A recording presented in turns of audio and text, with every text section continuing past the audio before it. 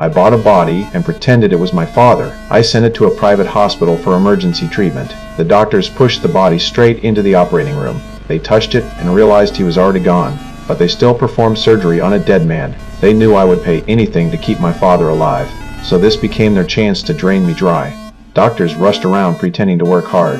They looked busy. The chief doctor handed me a list. He told me to buy medicine right away. He said my father's life depended on it, and I had to buy it from the pharmacy nearby, because only that place carried the so-called special drugs. The list had dozens of medicines. I had no idea what they were for. I gave the bags to the nurse. I kept asking what the medicines were for. The nurse replied coldly that my father's case was too complex.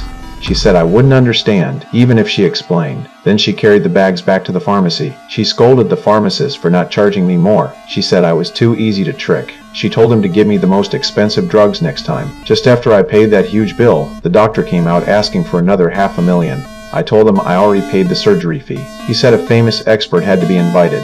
Experts cost extra money. I paid again, and soon an expert walked in. We waited anxiously outside the operating room, but inside, the doctors were laughing and chatting. Every half hour, one came out with a different face. They could switch from cheerful to serious in a second. They acted more like trained performers than real doctors. Step by step, they tricked me into giving away everything, until I finally lost all my savings. Then they came out with heavy expressions. They told me they had tried their best, but my father still did not make it. I begged them to try again.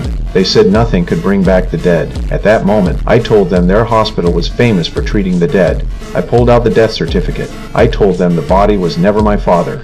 It was someone I bought from a crematorium. The doctor panicked when he heard the truth. He grabbed the death certificate and swallowed it whole. I smiled and told him to take it easy. I had plenty more where that came from. These greedy people had finally fallen into my trap. My true purpose was to expose this corrupt hospital. I had collected the proof I needed. Their darkest secrets were about to come to light.